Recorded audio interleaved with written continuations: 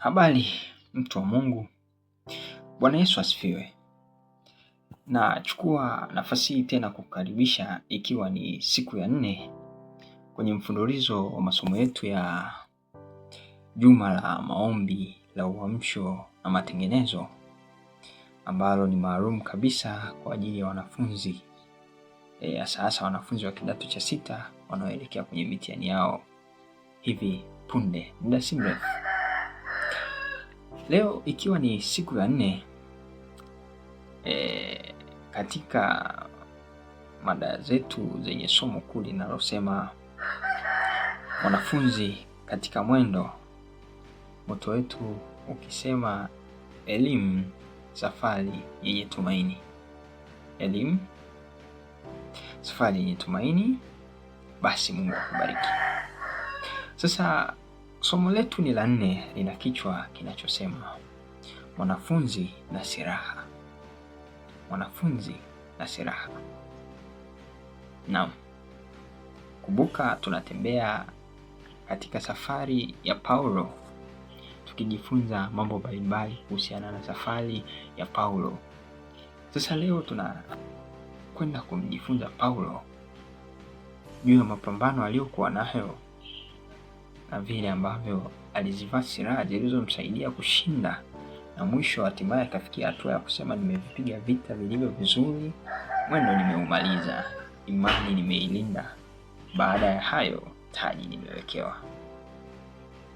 Hebu tusome kitabu cha Wakorinto wa kwanza 16 mstari wa 8 na wa 9.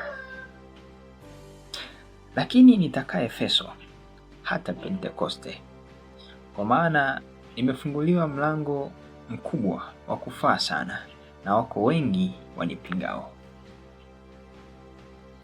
Naam.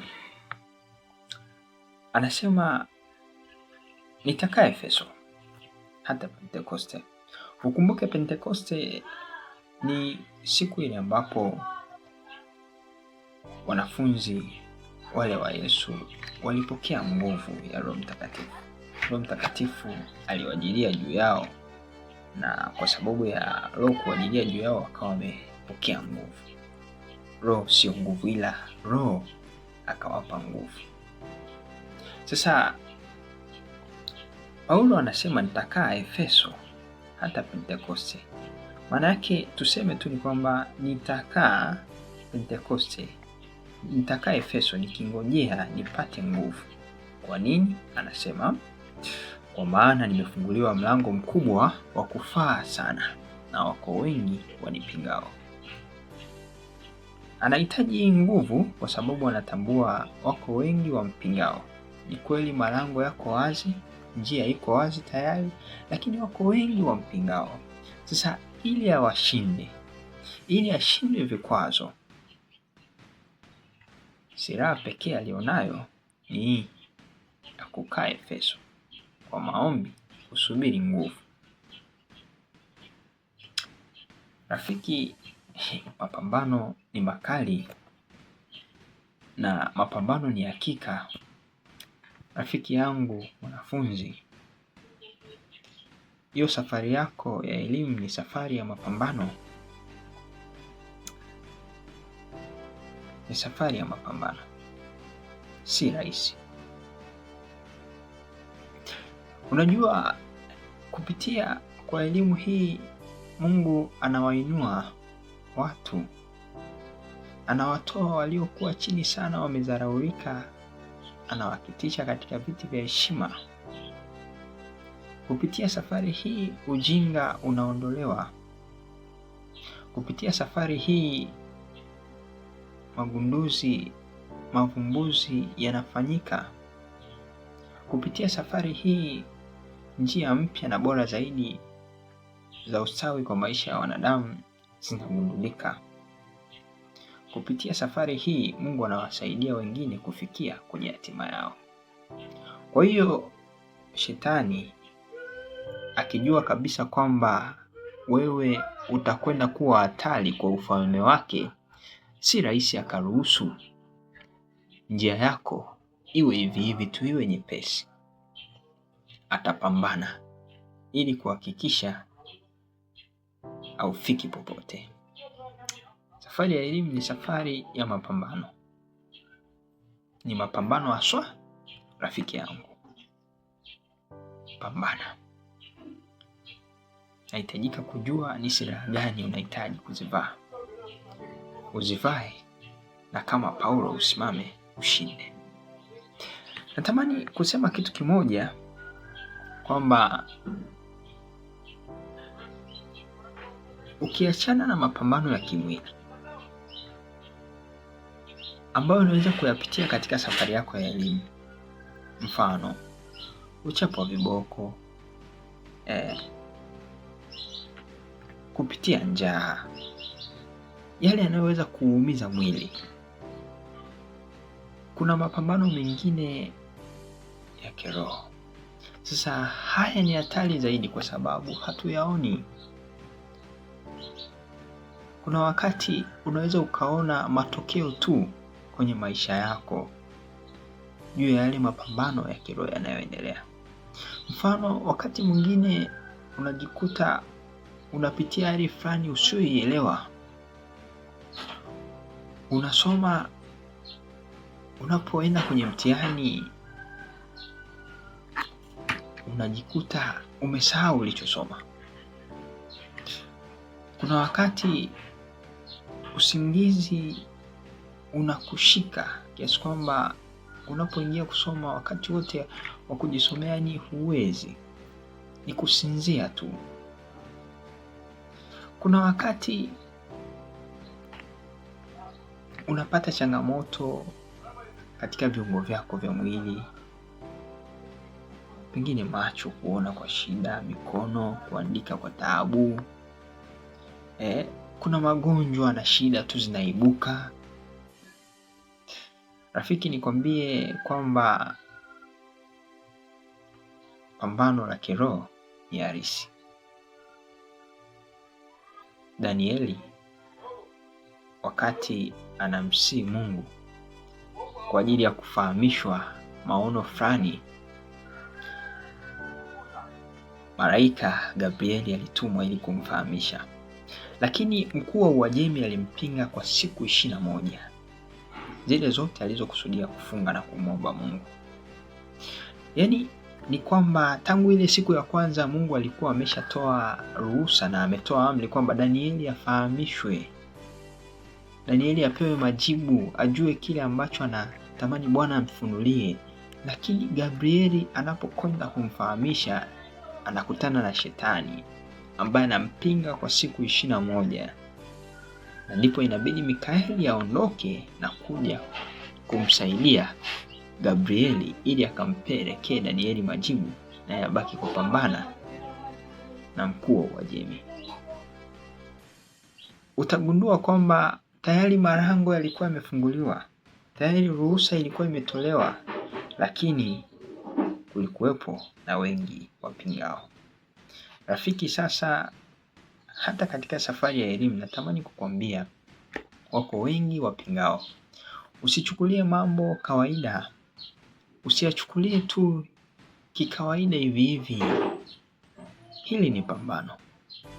Rafiki, haya ni mapambano. Paulo anatambua kabisa wako wengi wanipingao. Kuna wengi ambao walisimama kumpinga, kuna wengi ambao walisimama kumtesa, kuna wengine ni ndugu za uongo walijitokeza na baadaye wakamsaliti. Alikuwa amepewa kazi kubwa na alifanya kazi kubwa, lakini katika yote hiyo alikutana na ghadhabu na chuki ya shetani kila kona. Ni nini pekee kingeweza kumsimamisha? Ni msaada wa Mungu, ni nguvu za Mungu. Ndio sababu anasema nitakaa Efeso hata Pentekoste, akingojea nguvu za Mungu. Rafiki, kuna wakati mipango inaweza ikawa iko tayari, iko sawa. Fursa zinaweza zikawa ziko tayari. Kila kitu kiko tayari. Lakini mambo bado yakakwama. Lakini bado kuna vikwazo tu vidogo vidogo vikaibuka kukwamisha malengo uliokusudia kuyafikia. Tambua ine safari ya kiroho. Ili ni pambano. Mwanafunzi, usijisahau, mtegemee Mungu. Nguvu za Mungu pekee zitakushindia. Kuna vitu hatutavishinda kwa nguvu za kibinadamu kabisa. Kuna mambo yatahitaji Mungu pekee aingilie, atupiganie na kutusaidia. Usichukulie mambo kuwa kawaida. Muda si mrefu, kwa wale wa kidato cha 6 wanakwenda kwenye mitihani, lakini ni muhimu wajikabidhi kwa Mungu. Ni muhimu kumwomba Mungu, kwa sababu Shetani yuko kazini akihakikisha hakuna yeyote anayefanikiwa, akihakikisha hakuna yeyote ambaye atafanikiwa na mafanikio yake yatatumika kumtukuza Mungu, kwamba atakubali afanikiwe tu kwa urahisi. Ni mapambano. Inabidi kusimama, inabidi kupambana. Sijajua kama unanielewa rafiki. Naomba Mungu akusaidie uelewe. Naomba Mungu akusaidie uelewe. Sikia rafiki. Kwa kuwa Shetani anatambua hii elimu itakufikisha mahali fulani, na kwa sababu hiyo utakuwa ni mtu hatari zaidi kwa ufalme wake. Sasa ndipo uchukua hatua ya kuingia katika kukushambulia zaidi. Hivyo unahitajika umakini. Inahitajika neema ya Mungu kusimama pamoja na wewe, na ndipo utaweza kumshinda. Tunamshindaje? Kama ni vita ya kiroho, tunaishinda kiroho. Na ni vyema kutambua kwamba Biblia inasema vita yetu si juu ya damu na nyama. Ni kweli kuwa mashambulizi yanaweza yakatujia kimwili. Kiboko kinaweza kikaujeruhi mwili. Matusi yakatujia tukayasikia. Kofi likaja. Lakini Biblia inatuambia kwamba silaha zetu ni za kiroho.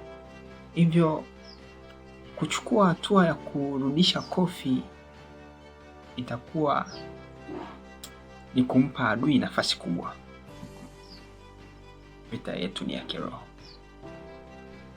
na silaha zetu zina uwezo katika Mungu, hata kuangusha ngome, hata kumwangusha Shetani na vibaraka wake na malaika zake. Kazana na Mungu rafiki. Kazana na Mungu. Kazana na Mungu. Paulo anasema vaeni silaha zote za Mungu pate kuzipinga ila za Shetani. Shetani anakuja kwa hila. Ni vyema utambue, katika kutujia kutushambulia, wakati fulani haji moja kwa moja akijionyesha kwamba yeye ni mbaya au akionyesha ubaya, ila anakuja kwa hila. Usimpe nafasi hata kidogo. Kama kuna kitu chochote kinachoweza kudhuru afya ya mwili, akili na roho, usikipe nafasi maishani mwako. Inaweza ikawa ndio njia ambayo Shetani anaitumia ili kukushambulia. Usitazame vitu viovu. Vitu viovu vina roho chafu, haitakuacha salama. Usisome vitu vya uovu. Usisikilize mazungumzo maovu. Biblia inasema msidanganyike, mazungumzo mabaya huharibu tabia njema. Usitoe nafasi kwa uovu hata kidogo. Shetani yuko katika pambano la kweli. Ikiwa sisi tunafanya kwa ulegevu, yeye anafanya kwa ukamilifu, na amekusudia kumwangusha kila atakayeweza kumwangusha. Rafiki jitahidi, rafiki pambana, rafiki kazana. Silaha zetu ni za kiroho. Maombi ni muhimu sana katika pambano hili. Maombi yanamuita Mungu kuingilia kati kwa ajili yetu. Maombi ni kukiri kwamba na kukubali sisi hatuwezi kwa nguvu zetu. Mungu, tusaidie kwa nguvu zako. Na kwa sababu Mungu ni mwenye uweza katika yote na ndiye hufanikisha mambo yote, anapoingilia hakuna kinachoweza kushindikana. Maombi ni muhimu sana katika hii safari. Na Yesu akasema, namna hii haitoki isipokuwa kwa kufunga na kuomba. Maana yake kuna wakati pia itahitajika tufunge. Kuna mambo mengine hayatatoka tu hivi hivi, yatahitaji kwa dhati kabisa tumtafute Mungu katika maombi, kufunga na kuungama makosa yetu. Rafiki, pambano la kiroho ni halisi, ni hakika, si rahisi kushinda hivi hivi. Mungu ameshatupa kibali. Mungu ameshatoa kibali. Sasa kivipi uondoke tena hapo shuleni umeharibu? Kumbuka rafiki, Mungu amekupatia nafasi ya kutoka kule chini tangu chekechea, ukasoma, ukaingia darasa la kwanza, ukamaliza darasa la 7, ukaingia form 1, ukamaliza kidato cha 4, ukapata tena nafasi, ukaingia advance. Na huko kote wale wengi uliokuwa nao wamebaki. Je, huoni kwamba kama Mungu amekupa nafasi hiyo, amekusudia pia hapo upite? Jitahidi kupambana, kwa sababu kama Mungu amekupa kibali cha kuingia hapo, si kusudi lake kwamba utoke ukiwa umeharibu. Jitahidi kupambana. Jitahidi kupambana. Lakini haitakuwa rahisi, kwa sababu shetani anajua utakapofika ni mahali hatari kwa ufalme wake. Muombe Mungu akusaidie rafiki yangu. Msi Mungu sana. Hivi itakuwaje urudi nyumbani umefeli? Pambana. Pambana kwa sehemu yako yote. Usiache nafasi yoyote. Pambana ili kama ni mpango wa Mungu basi iwe hivyo, basi iwe hivyo. Ila isije ikawa hivyo kwa sababu ya uzembe wako. Pambana. Sio tu ufaulu upate division 1. Na sio tu 1 ya kawaida, upate ile kubwa kwa kadri inavyowezekana. Pambana rafiki. Pambana. Msi Mungu leo akushindie kama alivyomshindia Yakobo.